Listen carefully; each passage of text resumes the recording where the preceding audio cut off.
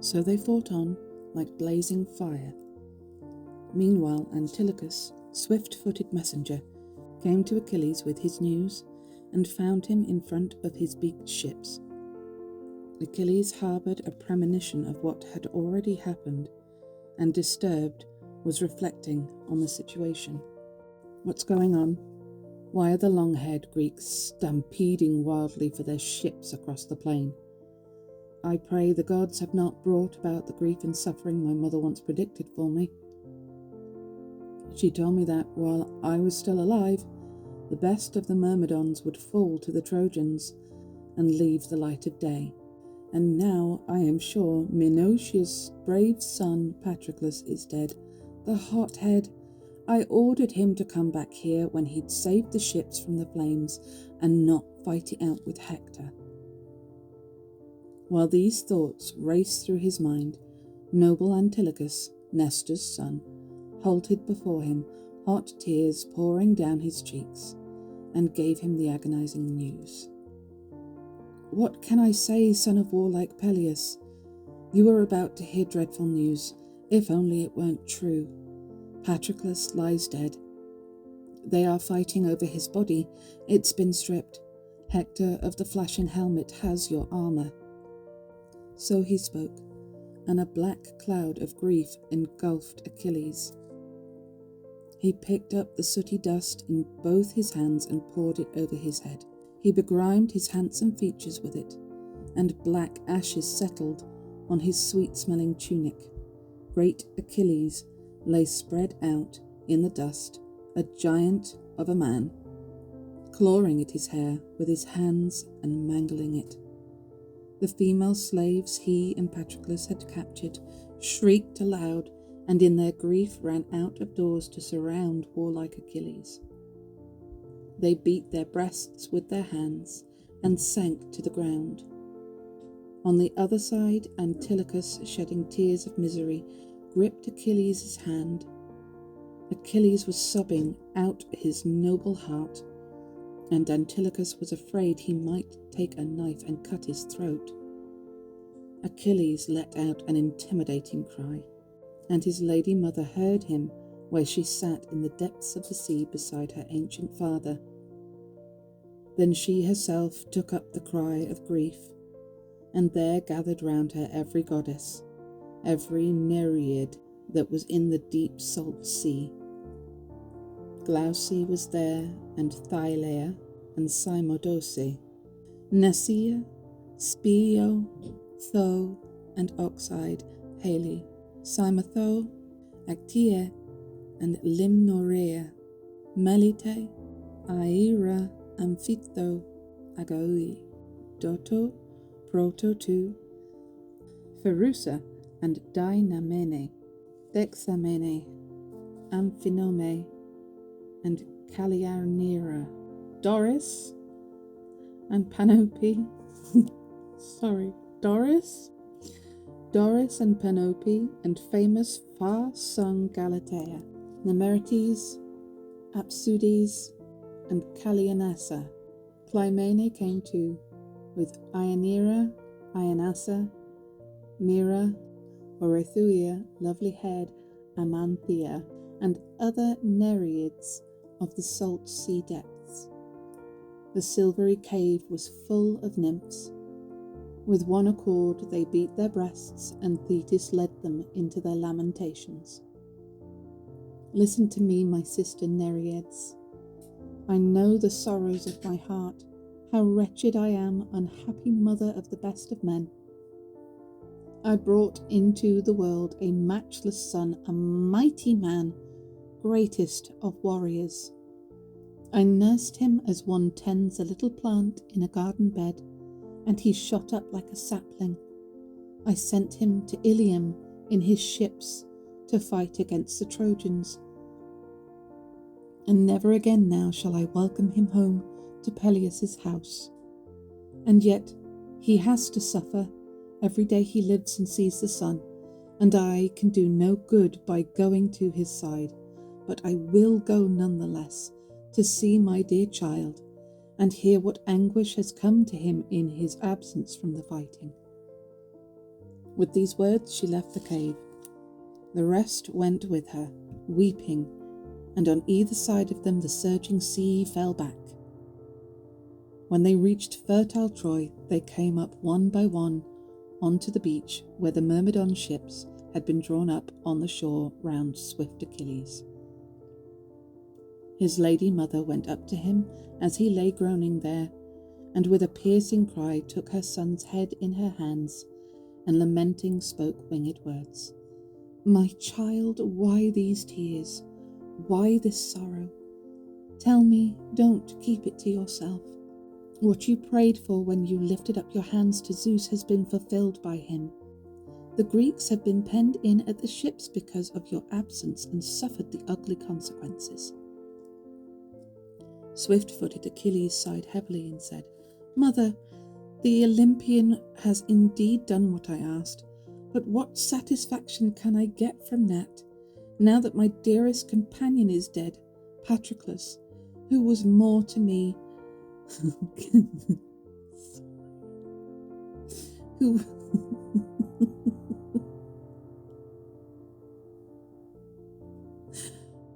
oh, Robin, for fuck's sake. Who was more to me than any of my other men, whom I loved as much as my own life. I have destroyed Patroclus, and Hector, who killed him, has stripped him of my armour, my awe-inspiring, wonderful, magnificent armour that the gods gave as a splendid gift to Peleus on the day they brought you to the bed of a mortal man in marriage. How I wish you had stayed there with the deathless salt sea nymphs, and Peleus had taken home a mortal wife. But as it is, you became my mother, and now, to multiply your sorrows too, you are going to lose your son and never welcome him home again, for I have no wish to live and linger in the world of men, unless before all else Hector is hit by my spear and dies, paying the price for slaughtering Patroclus, son of Menelaus." Thetis said in tears, "If that is so, my child, you do not have long to live. You are doomed to die immediately after Hector." Deeply disturbed, swift-footed Achilles replied, "Then let me die immediately, since I let my companion be killed when I could have saved him. He has fallen far from the land of his fathers, needing my help to defend him from death. But now, since I shall never see the land of my fathers again, since I have proved no defence for Patroclus, or for all my many other comrades who godlike Hector killed, but have sat here by my ships, an idle burden on the earth, a man who fights like no other in all the Greek army, though others are better in debate. Ah, how I wish rivalry could be banished from the worlds of gods and men, and with it anger, which makes the wisest man flare up and spreads much sweeter than dripping honey through his whole being, like smoke, anger such as Lord Agamemnon has now provoked in me. But however much it still rankles, it is now over and done with. Let it go. We must master our pride. We have no choice. So now I will go and seek out Hector, the destroyer of that dear life. As for my death, when Zeus and the other immortal gods appoint it, I will welcome it. Even mighty Heracles could not escape his doom, dear as he was to Lord Zeus, son of Cronus, but was laid low by destiny and Hera's bitter anger. So I too shall lie low in death, if the same destiny awaits me. But now may I win heroic glory. I will make these Trojan women and full-girdled daughters of Dardanus wipe the tears from their tender cheeks with both their hands as they raise the funeral dirge, to teach them that I have been away from battle too long. And you, mother, as you love me, don't keep me from battle. You will never persuade me now." The goddess silver-footed Thetis replied, "Indeed, my child, It would be no bad thing for you to save your exhausted comrade from the death that stares them in the face, but your fine, sparkling bronze armour is in Trojan hands. Hector of the flashing helmet is swaggering about in it himself. Not, I think, that he will glory in it long, for he is very near death. So don't throw yourself into the grind of battle till you see me here again. I shall come back at sunrise tomorrow with a fine set of armour from Lord Hephaestus." With these words she turned away from her son and spoke to her sister Nereids. "Plunge now into the broad bosom of the deep and make your way to the old man of the sea and our father's house. Tell him everything. I myself am going to high Olympus to ask the famous blacksmith Hephaestus whether he would like to give my son an impressive set of shining armour."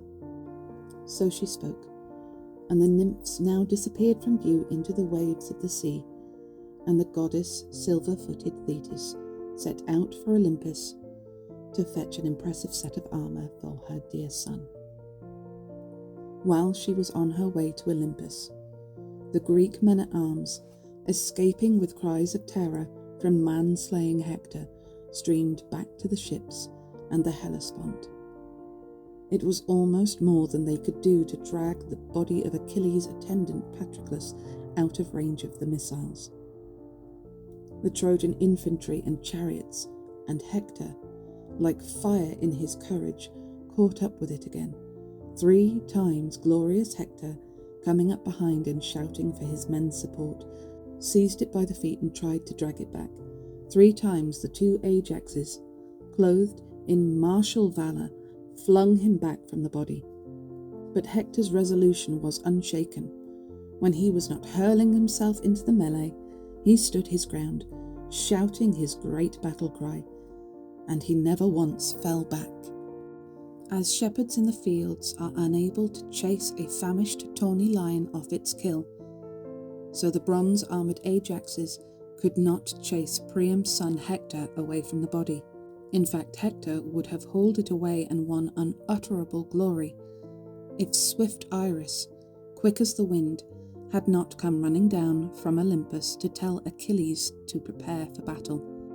Hera sent her, without telling Zeus and the other gods. Coming up to Achilles, she spoke winged words. "Up, son of Peleus, most impetuous of men, rise and defend Patroclus. They're fighting tooth and nail for him, and men are killing men beside the ships. The Greeks in their efforts to protect his body, the Trojans in the hope of hauling it away to windswept Ilium. Glorious Hector, above all, is determined to drag off Patroclus. He wants to cut his head from his soft neck and stick it on the palisade. So get up, stop lying there. You should feel ashamed that Patroclus might become the plaything of the dogs of Ilium. It's you who will be disgraced if he goes mutilated to the dead below." Swift-footed, godlike Achilles replied, "Divine Iris, which of the gods sent you to me with this message?" Swift Iris, quick as the wind, replied, "It was Hera, honourable wife of Zeus, that sent me. The son of Cronus, who sits on high, was not told, nor was any of the other gods that live on snowy Olympus." Swift-footed Achilles replied and said, "But how can I go into action? They've got my armour, and my own mother has forbidden me to prepare for battle till I see her back here. She promised to bring me fine arms from Hephaestus. I don't know of anyone else whose armour I could wear, except maybe the shield of Ajax, son of Telamon. But he, I expect, will be in his place in the front line, causing havoc with his spear for the dead Patroclus." Swift Iris, quick as the wind, replied, "We gods are well aware your famous armour has been taken, but go to the ditch anyway as you are, and show yourself to the Trojans. They may be unnerved by you and break off the battle. That would give your weary troops some breathing space. There is little enough respite in war. With these words, swift-footed Iris took her leave, and Achilles, dear to Zeus, rose up. Athene threw her fringed aegis round his mighty shoulders, and the celestial goddess also crowned him with a golden cloud around his head, and from it a blaze of light shone out. Just as smoke goes to the skies from a town on some far-away, beleaguered island, which enemy troops are besieging, all day long the men fight desperate battle from their town walls. But at sunset, beacon fires blaze up one after the other, and the light shoots up into the sky for neighbours to see and come to the rescue in their ships. So the gleam from Achilles' head reached the skies. He went beyond the wall and took his stand by the ditch, but remembering his mother's careful instructions, did not join the Greeks in battle. There he stood and gave a shout, while in the distance Pallas Athene raised the war cry too. This threw the Trojans into unutterable chaos, like the piercing sound that rings out from a trumpet when a town is surrounded by murderous enemies. Such was Achilles' piercing cry. The Trojans heard his bronze voice, and panic threatened. Even the lovely maned horses sensed death in the air, and began to pull their chariots round. Their charioteers were dumbfounded as they saw the inexhaustible fire fed by the goddess grey-eyed Athene blaze fearfully from the head of great-hearted Achilles, son of Peleus. 3 times god-like Achilles sent his voice ringing out over the ditch. 3 times the Trojans and their famous allies were thrown into chaos. 12 of their best men perished then and there, entangled among their own chariots and spears. Meanwhile, with thankful hearts, the Greeks pulled Patroclus out of range. They laid him on a bier, and his dear companions gathered round him, weeping. Swift-footed Achilles accompanied them, and hot tears poured down his cheeks when he saw his faithful companion lying on the bier, pierced by the sharp bronze spear. He had sent him into battle with his chariot and horses, never to welcome him home on his return. Ox-eyed Lady Hera now told the tireless sun to return, unwillingly, into the stream of ocean. The sun set, and the godlike Greeks enjoyed a respite from the fierce struggle and war, the great leveller. The Trojans on their side withdrew from the heat of battle, unyoked the swift horses from their chariots, and before thinking of food, gathered together to assess the situation. Nobody dared sit down, and they held their meeting on their feet, since all of them had been appalled by Achilles' reappearance after his long absence from war and its agonies. The discussion was begun by wise Polydamas, the only man among them who looked into the future as into the past. He was a comrade of Hector's. They were born on the same night. But he was the champion in debate, Hector in battle. He had their interests at heart as he rose and addressed them. Consider both sides of the question very carefully, my friends. It is my opinion that, at this distance from the walls, we ought to withdraw into the town now and not wait for daylight here in the open by the ships. So long as Achilles was at loggerheads with Lord Agamemnon, the Greeks were easier to deal with. And I, too, enjoyed the night we spent beside the ships, and the hopes we entertained of capturing their rolling ships. But now I am terrified of swift-footed Achilles. He is a proud man. He will never be content to stay in the plain, where we and the Greeks meet each other on equal terms, but will make our very town and womenfolk his target. Believe me, we must now retreat to Ilium, otherwise I know what will happen. For the moment, the blessed night has checked Achilles, but if tomorrow he charges out in full armour and catches us here, well, you won't find him hard to recognize. The man who gets away from him and reaches sacred Ilium will thank his stars. Its Trojan flesh the dogs and vultures will be feasting on. I pray my words are not an omen, but if, despite your misgivings, you follow my advice, we will keep our army together in the marketplace tonight, while the town will be safely protected by its walls, high gateways, and great wooden doors fitted to them, firmly closed. At daybreak, fully armed, we will take our position along the battlements, and if Achilles wants to leave the ships and take us on round the walls, so much the worse for him. When he has exhausted his high-necked horses, trotting them up and down below the walls, he will have to drive them back to the ships again. However great his anger, it will not allow him to force his way inside. He will never sack the town. The swift dogs will have him first.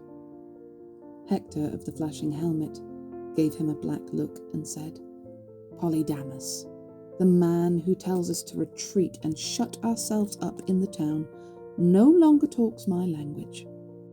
Aren't you sick of being cooped up inside those walls? There was a time when the wealth of Priam's town, its gold and bronze, was the talk of all the world, but that has passed. Our houses have been emptied of their treasure. Most of it has been bartered away to Phrygia and lovely Maeonia, since great Zeus came to hate us. Now at the very moment when the son of sickle-wielding Cronus has allowed me to win glory by the ships and drive the Greeks back against the sea, don't put such notions in the people's heads, you ignorant fool. Not that a single Trojan will follow your lead anyway, I'll see to that. So I suggest we all do what I now propose.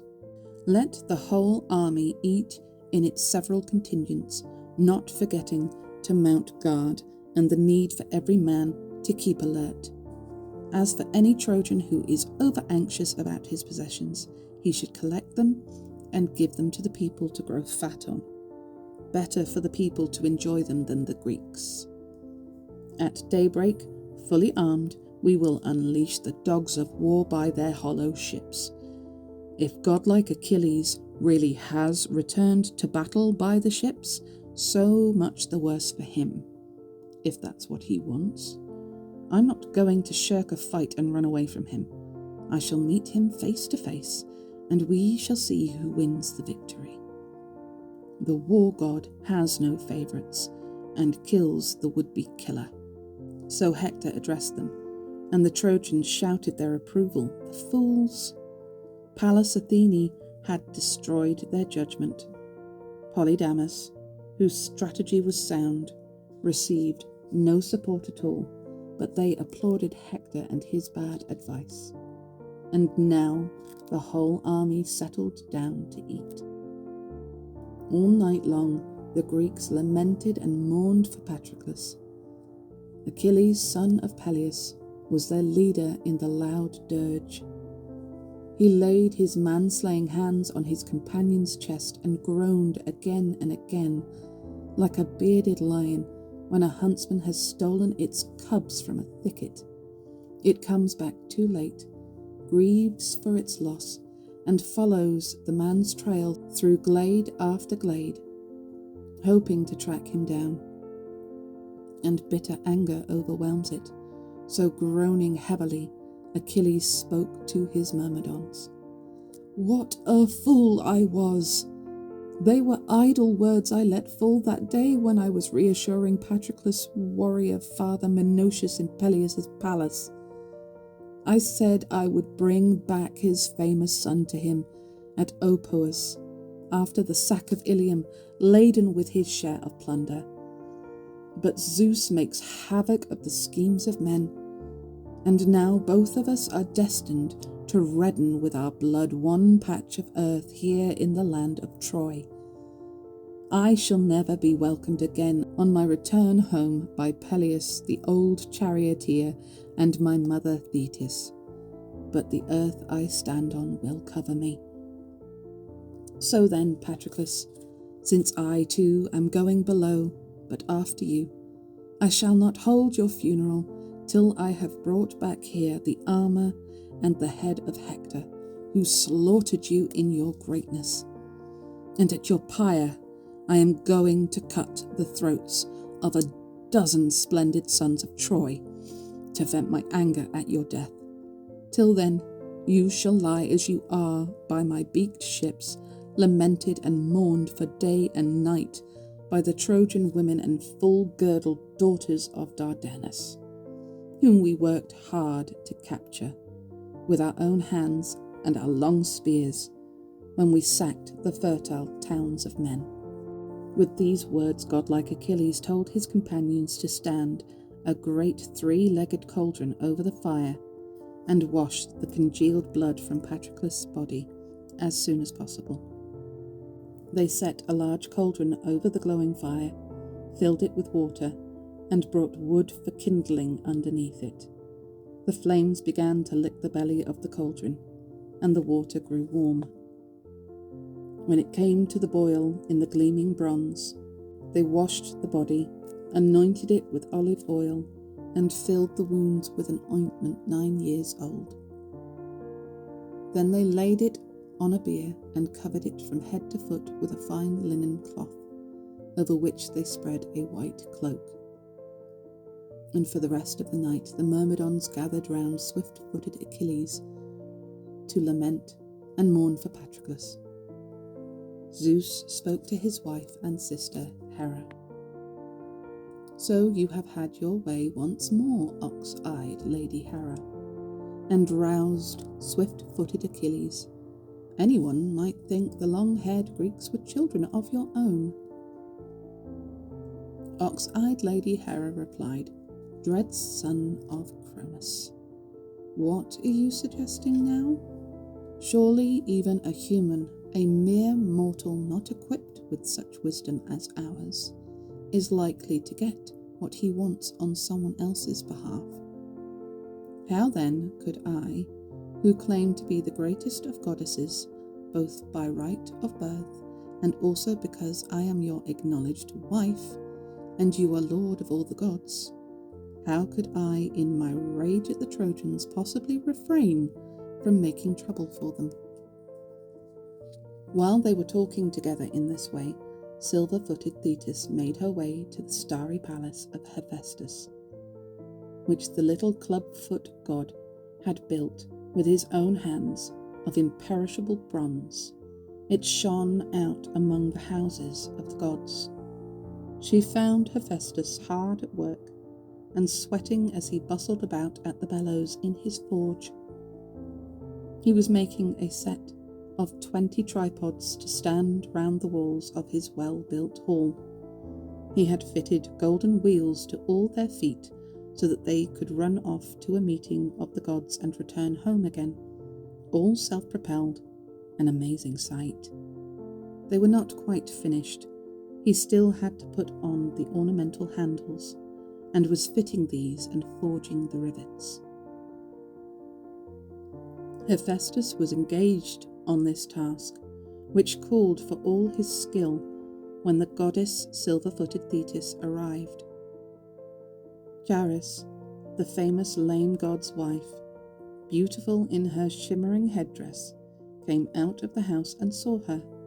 Putting her hand in Thetis's, she said, Long-robed Thetis, what brings you to our house? You are an honoured and welcome guest, though previously you have not been in the habit of visiting us. But come with me indoors and let me offer you hospitality.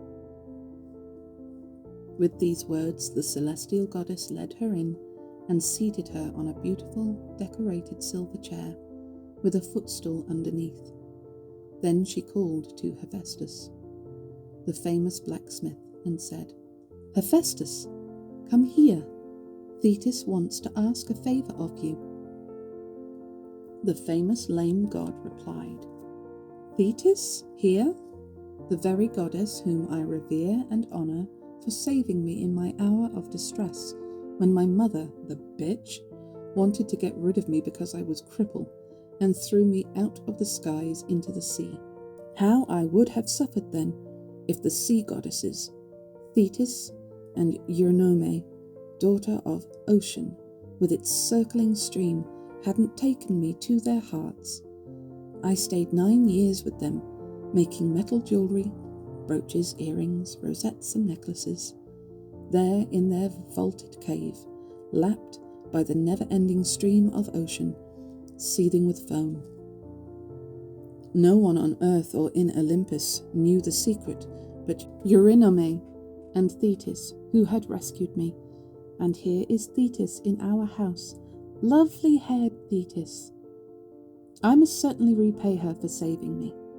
Entertain her hospitably till I have put away my bellows and all my tools." Hephaestus spoke and raised his monstrous panting bulk from the anvil. He limped, but he was nimble enough on his stunted legs. He turned the bellows away from the fire and collected all the tools he used and put them in a silver chest. Then he sponged both sides of his face, his hands, his solid neck and hairy chest, put on his tunic, picked up a thick staff and came limping from the forge. Waiting women hurried along to help their master. They were made of gold, but looked like real girls, and could not only speak and use their limbs, but were also endowed with intelligence, and had learned their skills from the immortal gods. While they scurried round to support their lord, Hephaestus moved unsteadily to where Thetis was seated, himself sat down on a polished chair, and putting his hand in hers, said, "Long-robed Thetis, what brings you to our house? You are an honoured and a welcome guest, though previously you have not been in the habit of visiting us. Tell me, what is in your mind, and I shall gladly do what you ask of me, if I can, and if the task is not impossible." Bursting into tears, Thetis replied, "Hephaestus, of all the goddesses on Olympus, is there a single one who has had such anguish and misery to endure as I have? Beyond all others at the hands of Zeus. I, to begin with, was the sea nymph whom he picked out from all the rest to force into marrying a human, Peleus, son of Aeacus. And much against my will I had to endure the bed of a mortal, who lies at home now, crushed by miserable old age. But Zeus had more to follow. He gave me a son to bear and bring up, greatest of warriors. I nursed him as one tends a little plant in a garden bed, and he shot up like a sapling. I sent him to Ilium in his ships to fight against the Trojans, and never again now shall I welcome him home to Peleus' house. And yet he has to suffer. Every day he lives and sees the sun, and I can do no good by going to his side. Now Lord Agamemnon has taken from his arms the girl the Greek army gave him as a prize. He has been eating his heart out in grief at her absence.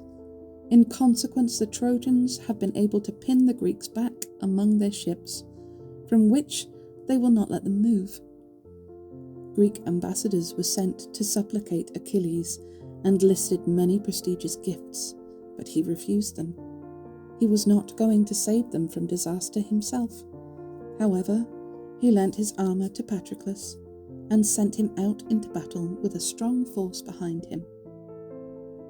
They fought all day by the Scaean gate, and would have sacked Ilium that very day, if Apollo had not given Hector the glory by killing brave Patroclus in the front line after he had made havoc of the Trojan ranks. So I have come to throw myself at your knees and ask you to give my son, who is so soon to die, a shield and helmet, a pair of fine leg guards for his shins, fitted with ankle clasps, and body armour.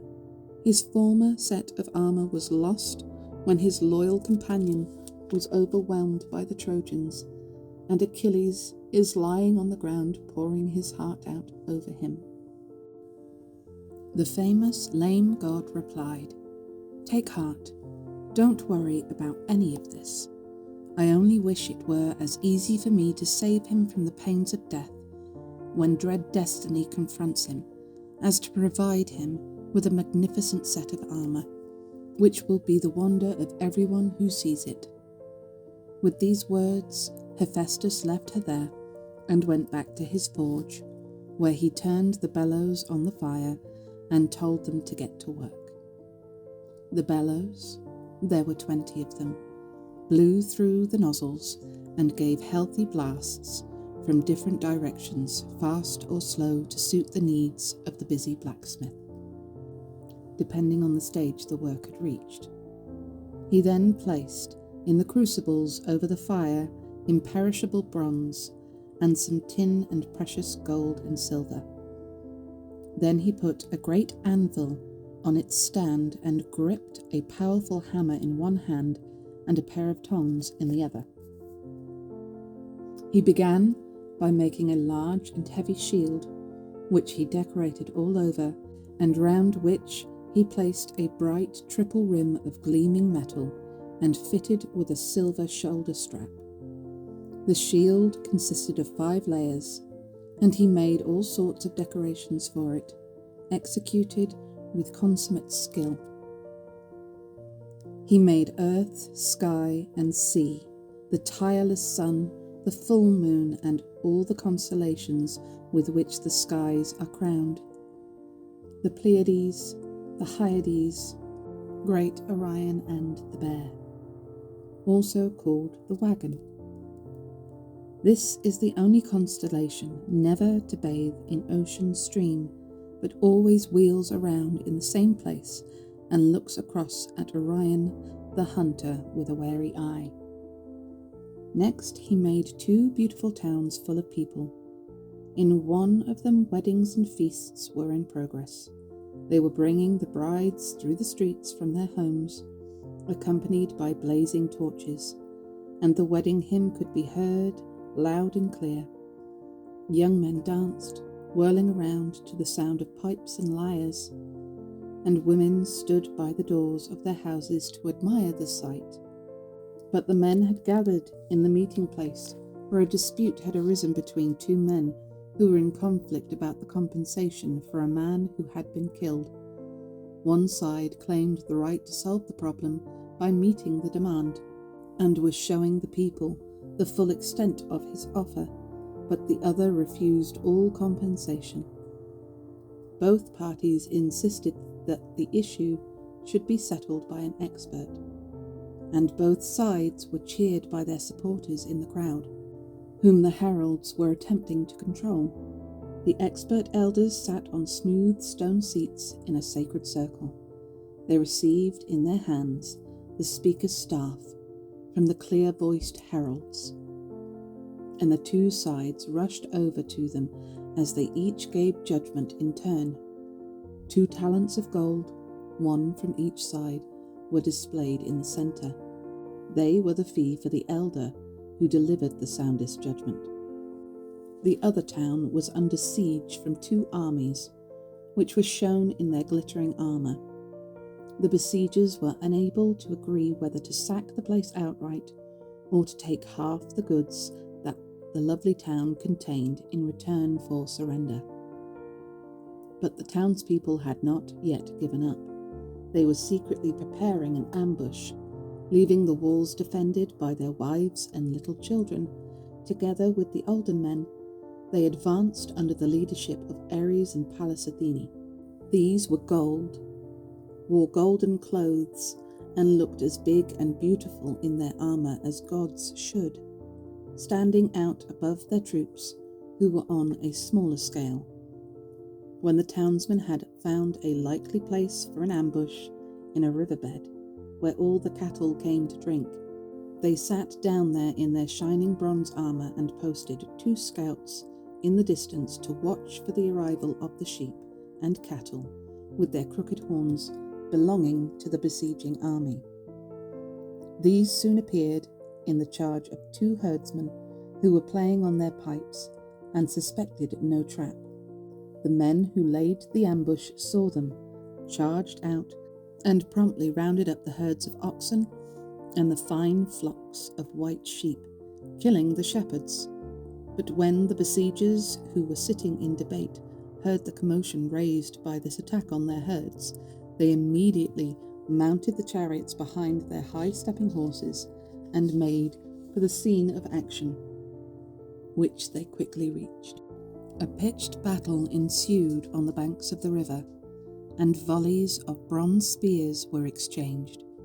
Strife and panic were co-operating, and there was a dreadful demon of death, laying her hands on a freshly wounded man who was still alive, and on another not yet wounded, and dragging a body by its foot through the crowd.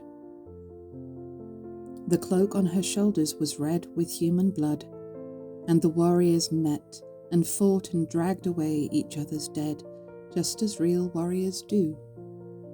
Next, he placed on it a large field of soft, rich fallow, ploughed 3 times.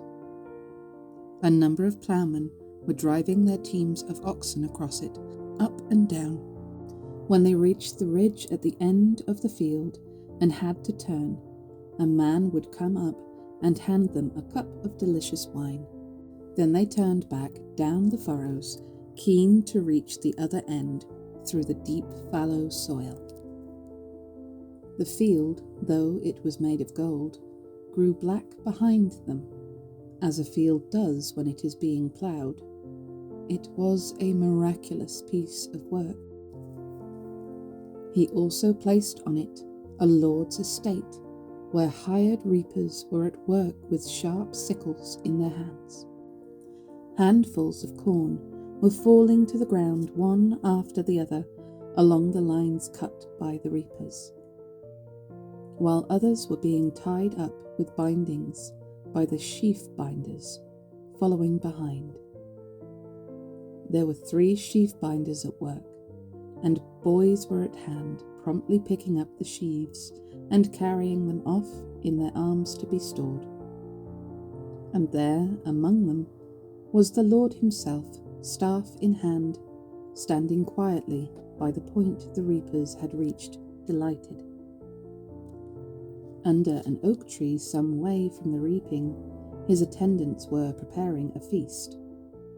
They were busy with a great ox they had slaughtered, and the women were sprinkling the meat with handfuls of white barley for the labourers' supper.